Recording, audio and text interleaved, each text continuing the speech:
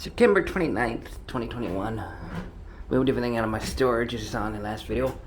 And I decided to take this opportunity and basically air out all my laundry, so to speak, in more ways than one.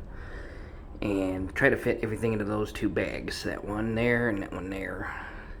Right now everything fits in 3 bags, so I'm gonna have to lose something. I'm not gonna lose all my 80 Bauer stuff, but that is a long sleeve shirt for 80 Bauer. Very useful, very breathable material, but long sleeve. It works in any kind of cool weather.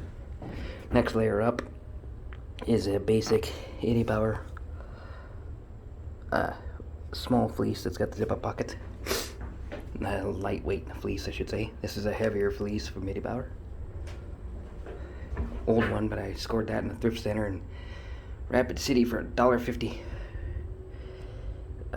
This is your padded air. This would be the level next up from that, which would be adding a level of air, basically an air puff jacket from 80 Bauer, so that you have a level in between your body heat and what going to the exterior. And then this is your exterior shell. And so that's my layering system for 80 all the way up. I'm going to look into maybe a couple t-shirts for 80 too, depending. Or I'm going to look into merino wool, because they're better than cotton. These ones are your basic cotton, but they are my work shirts. Norton Transport, which is weird that they only have a symbol and not an actual name, which is kind of weird in my opinion, but okay. And there ain't one on the back, by the way, I already looked. Standard GRV Transport, that's the back of it. The front of it's the same with the name. And of course your classic Transport there. Pinnacle and Quality did not give me a shirt or a hat. Apparently they don't have them, I don't know. Going back to this side, I always keep a generic hoodie, well, not hoodie, but a fleece on me that doesn't have the brand name, that way I can still ride around on like the L train in Chicago and stuff like that and not draw unwanted attention to me. Comes in handy in other places where you don't want to look like you have money, but this is the idea, is you want to look like you have money on that side. Keep a pair of jogging pants on me. I might get rid of those, I don't know. I haven't used them in like a month and something. They've been in storage and I'm not really seeing the use for them. I might cut them down to shorts, like basic backup shorts. I have not decided. Most likely they'll get thrown out, I don't know yet. My jeans, I always keep a pair of decent looking black jeans on me, and then the shorts that I'm wearing. This is usually what I always pack, that way I have a pair of shorts and a pair of pants. But I go with dress pants style type of Wranglers instead of blue jeans, because they're heavier. Blue jeans are heavier than that, so I have to go with that. This one's pretty faded, probably gonna get thrown out now that I'm looking at it. That one was pretty new a couple cycles ago, but might get thrown out. I'm thinking about throwing most of my shirts away. That was a shirt from Classic, but it didn't have anything on it, just literally a red t-shirt, so I might just toss it. Same with that, and same with that. So I'm thinking about getting rid of all the t-shirts just to save space, because I can always buy a cheap t-shirts from Walmart or something if I needed to. But like I say, I want to try and switch over to merino wool, because they're better in terms of like wicking sweat away and stuff like that, but they're 30 bucks a shirt, so I'm saving up to that. I have not yet convinced myself to spend 30 bucks a shirt on t-shirts when you can get a whole pack of them from Walmart for like 10 bucks or less.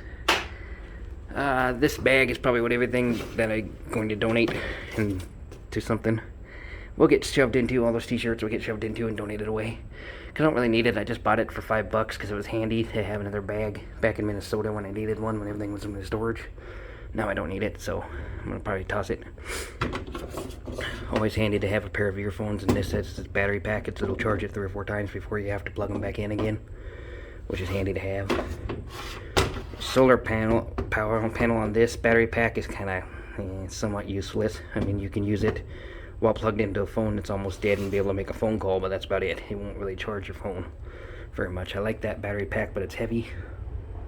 Still trying to decide if I should dish that one or not, because it will charge an S20, which is my newest and biggest battery smartphone, like 2 or 3 times before it's dead, so I might have to keep it for that. That's the battery pack the shell pack that just has all my cords in it. Sometimes I put my battery packs in there, but right now I've got all the space of the shelf, so I haven't yet. This is something I haven't tried yet. It's for my touchpad or phone or whatever. You hook it up on the windshield. I might get to use it this trip, I don't know. But being that it might also need adhesive tape to make it work, and not just suck to the window. I haven't tried it yet to know for sure, but if it does need adhesive tape and it's really designed just to be put on one windshield and that's it, you know, because everyday consumers just put it in their one car and leave it there, it may not work for my job. Although if it does work and seal to the window every time, I'll keep it. If it don't, it's probably gonna get tossed.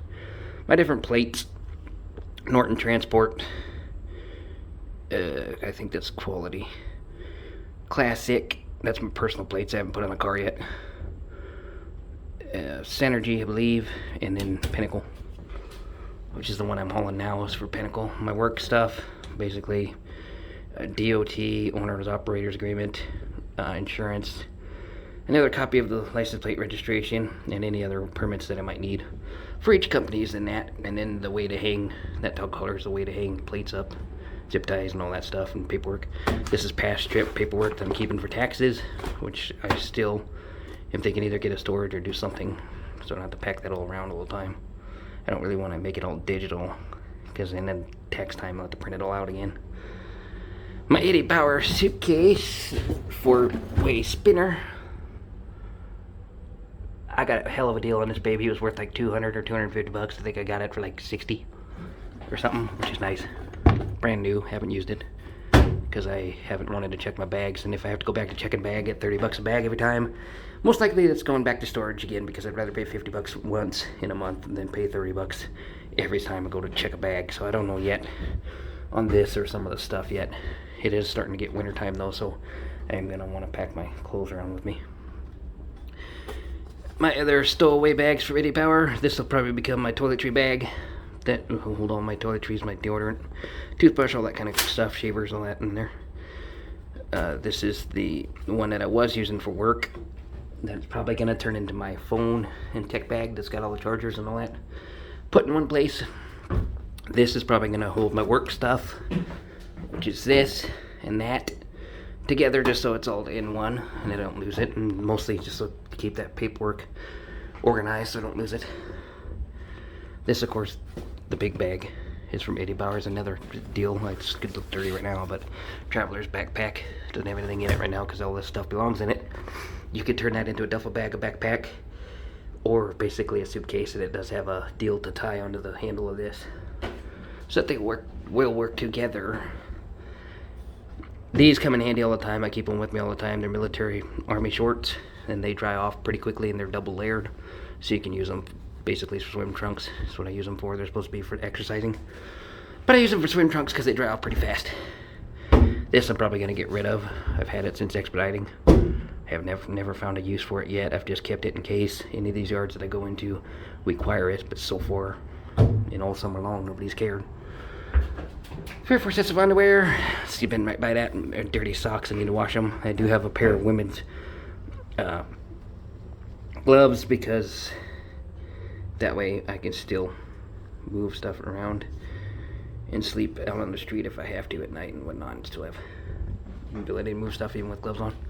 This I found in a pop vending machine in a hotel someplace. Nice big do-rag somebody left. You could tell it was there for a little while because it was dirty on one side. Well, not dirty, but dusty on one side, like it'd been sitting there for a while. So I took it with me and washed it, but I have not used it since, so I don't know. I might get that donated into that bag as well. Have not decided, because I have these, which are neck gaiters. One from 80 Bauer and one that I bought from Stealth Alliance or something like that. And back when COVID happened, at first they let us use these as masks too, so they come in handy for that. But you can tie your hair back with them out of your face, use them to layer your neck and your head if it gets cold out at night, and they're lightweight otherwise, because that way you can pack these around and they're lighter weight than having to pack something else around. I have a old North Face one beanie, which I like, but it doesn't really cover as much or isn't as warm. Pair of shorter socks, just whenever you wear shorts, so you can wear shorter socks. I just bought this the other day. It's getting dirty because the shelf was dirty. Teeny tiny little 80 Batter brand on it though, so I don't know if it's even worth it. I probably paid extra for just a little bit, but at the same time I get a deal on this because it was a $10 coupon. I think I had to pay like, I don't know, $2 worth of shipping, I think, to get it. So it actually only cost me like $2 because I had a coupon for it. Something on 80 Bar for $10, and I just grabbed that because that's what it cost. This one my mom gave me that somebody made her or she found somewhere. Looks like a classic homeless guy thingy, so I would not want to wear this with Eddie Bauer, but I am definitely going to keep this thing because for somehow or another this thing is really hot. Really warm in your head. I love it in terms of temperature and retaining temperature in your head. It does a way better job than this. So this is more for looks. That's more for purpose. This one, I don't know, I might end up donating it to somebody or something. I was hoping it would be halfway in the middle. I haven't tried it yet because it's not winter yet, but I don't know. That I just bought recently, which I should have bought at the beginning of summer to shade me as a sun hat. I think I'll get a lot of use out of it next year. So I'm going to keep it. A bunch of other hats. This is a collection of key cards that I posted on my Facebook page the other day. Lined them all out and posted them. Various different places I've been and my buddy Joe has been to. Just wanted to get a collection of different kinds of key cards. I might still keep it, I might not because it's weight. And it really doesn't, at this moment, help me anymore. Although, it does come in handy if I were to go into, like, say, a Hampton Inn, so to speak. And I happen to notice that the Hampton Inn had purple key cards like this, because some of them have purple, some of them have blue. It depends on different hotels or different things. But I could take that with me, stick it on the table. It's just that, and then they would think that I was there, and it allows you to get free breakfast. And you can go and get free breakfast at hotels without the key card, but having the key card out of the same type of key card that they are using makes normal people think, well, he's a guest there, so they don't question it.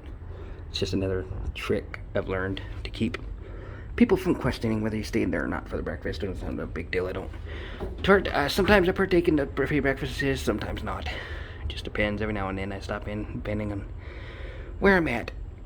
This is just Subway food, snacks. This is a pair of flip-flops, basically, that are the shower shoe type that are all rubber.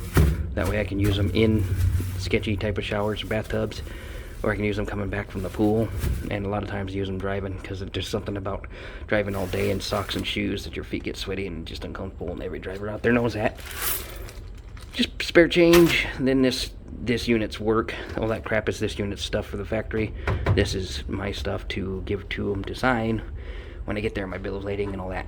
So that's basically the gist of what I have. Here's my toiletries and other trash and I'm gonna get rid of, and then yada yada, but that's pretty much it. And I'm thinking probably all these generic t-shirts are probably gonna get washed, put in that bag along with that do-rag and maybe those jogging pants and go, because I don't want to have 3 bags. 2 bags is bad enough. 2 bags with the airplanes, you can maybe get away with it if you do 1 carry-on and 1 check bag at the gate. Sometimes they'll do the check bag free. 3 bags is not going to happen. Just not going to happen. And the problem is, I still have that in that pad, which I'd like to keep, because it's great to sleep on, especially on a metal surface like this. It makes it so I don't have to go try to find mattresses and stuff unless I want to. But it's kind of a pain in the ass because I don't know for sure exactly how or where I'm going to store that. I'm thinking this duffel bag for both those 2 and the hats. That way I can keep my hats in decent condition away from everything else. Problem is we're back to the 3-bag system again if I do that, because all those other bags and stuff will fit in those 2 bags. But then that duffel bag won't because of that foam. So I'm having difficulty deciding, because that foam pad is also like only $12 at Walmart, so I don't know for sure yet. At the moment, I'm just going to keep it for as long as I can go without having to check bags, because once I start having to check bags at $30 a bag, like I say, I'm better off getting them storage for like $50 a month than have to pay $30 every check bag every time I fly. That'll add up real quick. But this run is going from Bristol, Indiana down to Laredo, Texas, and the thing is, 2 of my companies have runs coming out of Laredo and basically other areas in Texas. I might have to take a bus to get to something, but there's a couple runs so far this week that are posted for Laredo. However, I probably won't get there till Monday of next week, and who knows if they'll still be there or not. But the general idea is hopefully I can get another 1,300 miles north from Laredo, and then I don't have to pay for much public transportation, and I don't have to worry about having to deal with all this. You know, I can just put it from one vehicle to the other pretty much. So don't know how this week and next week will turn out, but anyway, for these 2 weeks worth I wanted to air my stuff out mostly that puff jacket, so that it's not all cramped in there, and then get to thinking about what I'm going to do this winter. I like that layering system, and I might replace all those with a couple merino wool shirts instead. But for right now, I think I'm just going to wash and donate all those shirts and stick to just the work shirts, being that I have a purpose for keeping the work shirts, just because they have our signage on it. For now anyway, I don't have to have them. I never have to have any proof that I'm supposed to be running these units, except for the operator's agreement. That's up there in that case for each unit that I take. Even then, everywhere I deliver, they basically just say, sign the bill of lading. That's the only proof you really have to have on you. You don't have to look like anybody. You don't have to, I mean, they want you to show up looking as basically professional, not like a hardcore bum. But at this point in the game, they know that the only type of person that comes out here and lives like this, so to speak, is not the typical 9-to-5er that keeps himself shaved and yada yada. Not that I'm saying I wouldn't, but they know of that fact, and they just try to preach at orientation that we shouldn't look professional, and we should when we drop stuff off. And I try to make it a point to look professional when I drop stuff off or pick stuff up, and that's part of the reason I have this. And so that whether I have money or not, it looks like I do. But anyway, I just thought I would show you pretty much everything that I pack with me. Yeah, it looks like a lot of stuff because it's all spread out on these shelves, but I had plenty of space to spread them out and air them out, so I figured might as well take advantage of the space, right? I'm in a UPS van, Ford chassis originally, and then they built around it. Does not have cruise control. It has air if you want to feel, when I wouldn't say feel like, look like it has air, because it doesn't really feel like it. I'm sure that's mostly for a heater more than for air conditioning. If you close the cabs up and you drove at night, or in the evening I should say, 5 o'clock onward, then that air conditioner would keep up, so to speak. But when you really need it, in the middle of the day when it's hot as hell, this thing, it just doesn't keep up. This doesn't have a radio, that's just a backup camera, so I'm having to use my earbuds for the radio. No cruise control, barely any air. I'm not a big fan of taking UPS, but the timing wise of it going to Laredo, and then the fact that 2 companies have a bunch of stuff coming out of Laredo or else coming out of northern Texas out to different areas, makes this intriguing, because this might be one of the times that I can take advantage of not having to pay that much public transportation to go back to something else, to drive something back. And if that's the case, it would pay not only going down there and coming back, but it'll pay for the next one out again too. If I happen to be able to take it someplace that'll again limit how much public transportation I have to take. And I just signed on with Norton a couple weeks ago, and I literally just today got on their load board, and so I'm ready to go. They've approved me for everything, and as of Monday I might take a run for the Norton transport out of Georgia. I haven't decided yet who I'm going to run for. It'll either be Norton or Pinnacle or Quality, are the only ones that have terminals in other places besides Indiana. Classic and Synergy. I love working for Synergy. They have nice long miles. Their pay isn't all the greatest, but they have nice cushy RV rigs. But all of their runs come out of Indiana only, which limits them and how often I want to do it this winter, because it starts in Indiana and I don't really feel like freezing ass unless I have to, so I haven't decided yet on that. But Quality, Pinnacle, and this new one, Norton, all have terminals in other areas that are warm during the winter, like Georgia, Texas, Southern Virginia, and California, and part of Arizona, sections like that. So I think even if I had to run shorter runs, maybe 300-mile runs, especially, that's the other thing I do like about Norton. I saw it had like a 184-mile run that paid $265 for that 184, so they pay more for the shorter runs, and that's the way it should be, to compensate you taking the shorter runs. They don't have all short runs. They have a North Carolina to California run posted this week, so they have the really long runs too. But I'm still trying to get the feel of things. I love this job, but there's a lot that goes into it, as you can see. Literally living on the road.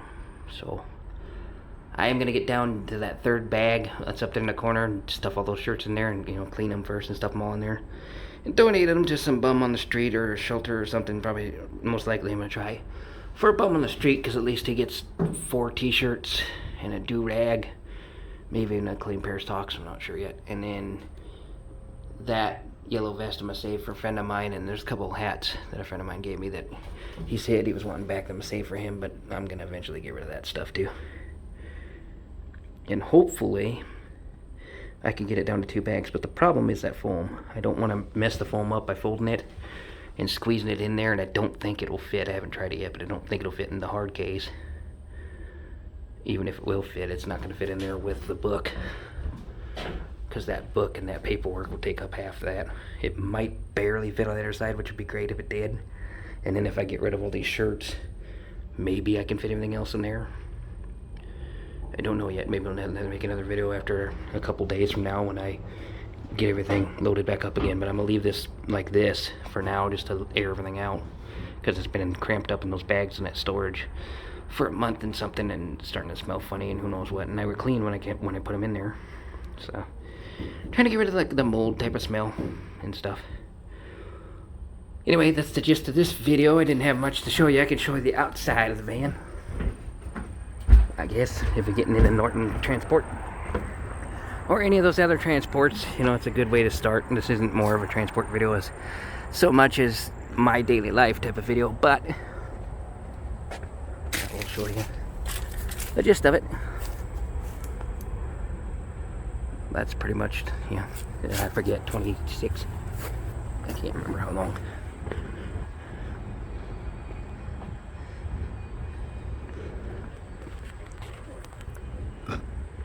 That thing keeps trying to fall out.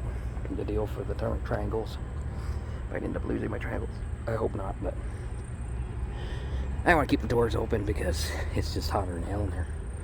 And I gotta stop. I basically drive an hour and stop an hour, because without crews and then how hot it is, it's the only way to really drive these.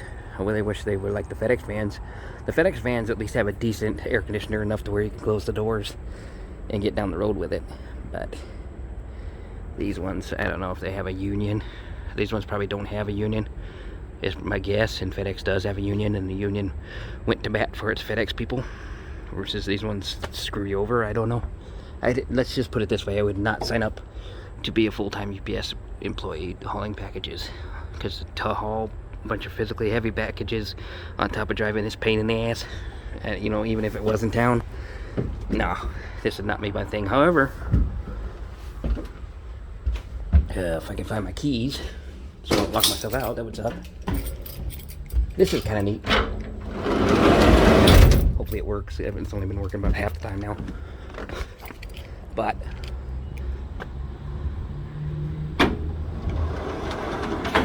the back door doesn't do it itself. On this one, I think they're supposed to. But it's locked all the time until you double click it, and then you can move this up and manually bring it up, and it will come up after you manually swing that deal back and go up. I don't know if there's a secret thing to it or what, but as you heard it there, and it stays like that for a second, long enough for you to open this up, which you can't do on camera.